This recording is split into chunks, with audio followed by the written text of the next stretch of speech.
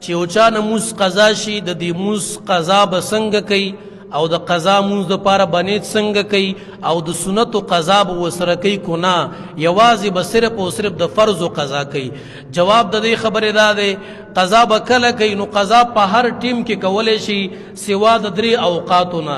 یو چې کله نور راخیږي بالکل په دې ټیم کې، یو چې کله نور د اسمان منځ ته راشي په دې ټیم کې، او یو چې کله نور پرې وځي په دې ټیم کې. دې 3 ټیمونو نه علاوه به بل ټیم کې چې هر ټیم زله غوښتله قضا پکې کولی شي، حتی تر دې چې سحر د مونځ نه بعد هم قضا کوي نو کولی شي، کو د مازدیګر د مونځ نه بعد قضا کوي نو هم کولی شي، او صبح صادق نه بعد کو قضا کوي نو هم کولی شي. خو په دې 3 اوقاتو کې به د خلکو د وړاندې قضا نه کوي. مازدیګر نه بعد هم د خلکو مخکې قضا نه کوي، سحر نه بعد هم د خلکو مخکې قضا نه کوي، او صبح صادق نه بعد هم د خلکو مخکې قضا نه کوي. وجه دا د دې اوقاتو کې نفل نه کیږي. نو ته چې مونځ ته ولاړې نو خامخا بل مسلمان به سوچ کوي چې دې نه مونځ قضا شوی دی، په تا باندې الله پردا چولی وه، الله پټ ساتلی وي، دا خپلې پردې په خپله باندې موچته وه.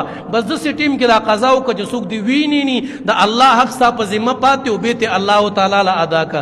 اوس نیت به وله څنګه کو؟ نیت عام نیت دی چې کم ټیم مونځ نه قضا شوی دی د هغه ټیم به یادې هغه ورځ به یادې. مثلا د جمعې د ورځې د سحر مونځ قضا شوی دی، نیت چې کې داسې به کې چې ما نه د جمعې د ورځې د سحر چې کوم مونځ قضا شوی دی زه د هغې قضا کوم، د جمعې د ورځې د ماسپښین چې کوم مونځ ما نه قضا شوی دی زه د هغې قضا کوم.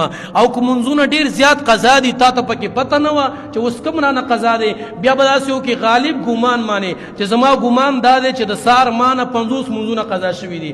بیا چې قضا کې داسې به وي چې د سهار مونځونو کې ما نه کوم اول قضا شوی د هغې قضا کوم، په ماسپښین کې چې کوم اول قضا شوی د هغې قضا کوم، بیا چې د سهار دویم کوم قضا شوی د هغې قضا کوم، ماسپښین چې کوم دویم قضا شوی د هغې قضا کوم.